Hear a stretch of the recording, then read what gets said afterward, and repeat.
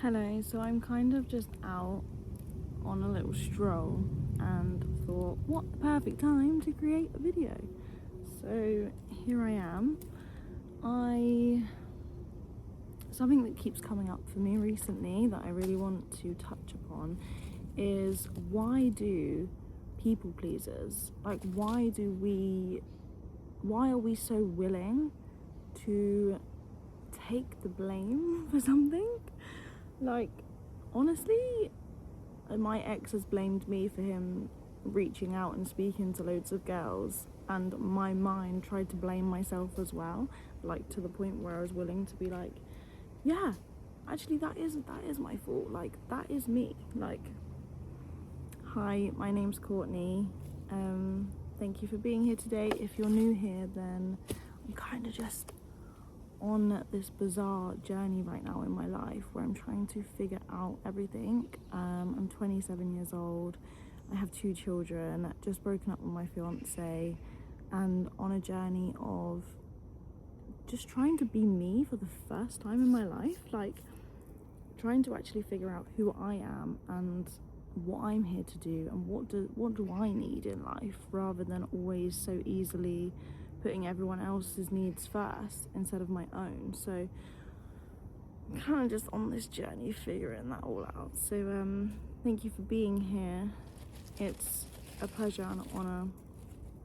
And yeah, just this whole week I've been really acknowledging how my mind is just so willing to take the blame for something. And I think that is how you then self-abandon yourself, because when you become aware that your mind's like, yeah, I'll take the blame, even if it's something that could possibly not be you, not your fault.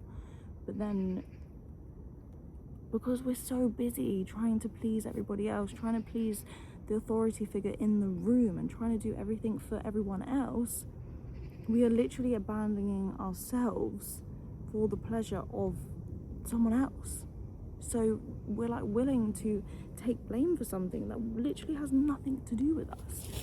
It is bonkers.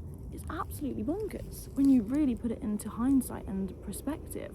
The fact that you are actually just this innocent little being that has such a kind heart, and you are so special and magical and pure, but you are so pure and kind that actually you are so willing to put your own needs and your own self aside, simply so that someone else doesn't have to take the blame for their own actions, but you will take the blame for their actions.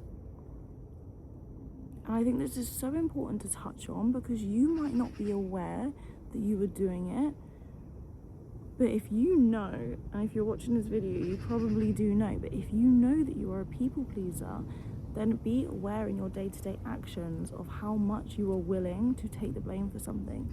How often do you say, oh, sorry, it was my fault, when it actually wasn't your fault? How often are you just trying to keep the peace, keep things smooth sailing for the purpose of the other person not feeling any uncomfort? Yeah, for the purpose of someone else not feeling comfortable. How much are you willing to take blame and put on your shoulders and put onto yourself so that the other person doesn't have to do it? Why? Why are you doing that? Why are you willing to take the blame for things that have nothing to do with you? It is someone else's actions, just so that you can keep the peace, just so that you don't have to witness someone else being uncomfortable. What is the danger that your body is signaling to you will happen if that other person is uncomfortable and you didn't take the blame? It's actually bonkers. Us people pleasers, what are we doing? What are we actually doing? Why are we out here freaking blaming ourselves for everything? Even possible things like messaging other girls that has nothing to do with us. It's nothing to do with us. but yet we can be so willing to change, willing to take action to make things better and willing to do it. But if the other person isn't willing to do that or to take ownership of themselves, then that's really important to look at, and that actually acknowledges you, that actually reveals a lot more to you than you think.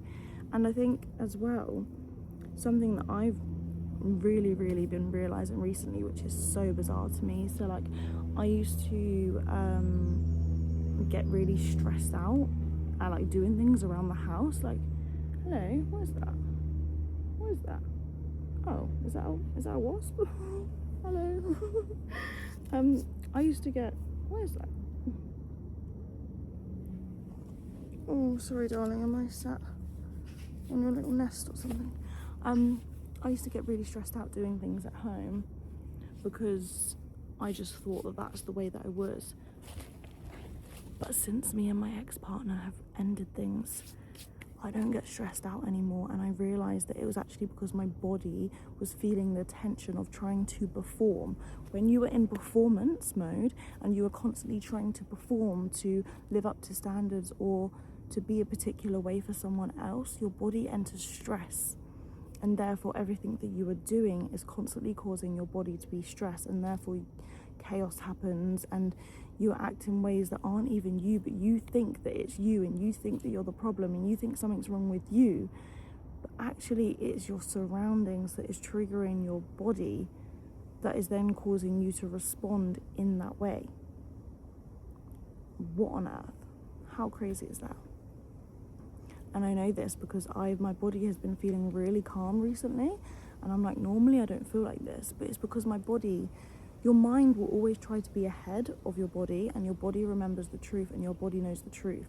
So when your mind tries to tell you something, if you actually tune into what is my body telling me, your body will tell you the answer, because your body cannot lie. Your body can't lie. Like, it literally cannot lie. So ask yourself, ask your body, well, how are you feeling? Why are you feeling this way? It's easy for you to get caught up into your mind, and especially as a people pleaser, to put the blame straight away on yourself and think, oh, well, there's something wrong with me, there's something that I'm doing. But actually, in hindsight, what if you are not the problem? What if you're not the problem, and what if your environment is the problem that is causing you to be a certain way, that it's not actually who you are? And it's because the pressure of you needing to perform and live up to keeping the peace and being the peacemaker is actually overtaking and overriding who you truly are and your true essence at the core of you, in order for you to expand. So if you have dreams and you have goals and you're not achieving them, or like you just feel like your body's going against you, it's actually because your environment is telling you through your body, because your body is energy and it picks up on what's around you. Your body is actually telling you through your environment what is safe and what is unsafe. And believe me, if you are as proactive as I am with doing the healing work, if you can do it all. But if your body doesn't feel safe from the environment, then it's external, honey. It's freaking external. You can do all the internal work that you want, but you do have to check your environment first and think, well, how does my environment make me feel? And play around with it. See how you feel when you're by yourself compared to when you're around other people. Because it's so important as a people pleaser, because you end up living your whole life for everybody else apart from you. And that is not okay, because the whole reason your soul came here was to experience this life through your own divine expression, which only you have. And if you keep living as a people pleaser and only expressing and performing who you think you are for the eyes of other people, for the pleasure of other people, then you are not living up to your soul's purpose and what your soul truly came here for. And therefore, when you cross over, you'll end up going back to your true essence of your soul and be like, damn it, that whole time, all I had to do was choose myself. I had to turn my gaze inwards and choose the environments that make me feel safe. But the whole time I was so focused on everybody else. Can you imagine that? Imagine thinking that. So choose yourself. Focus on you. check your environment, listen to your body, listen to your body.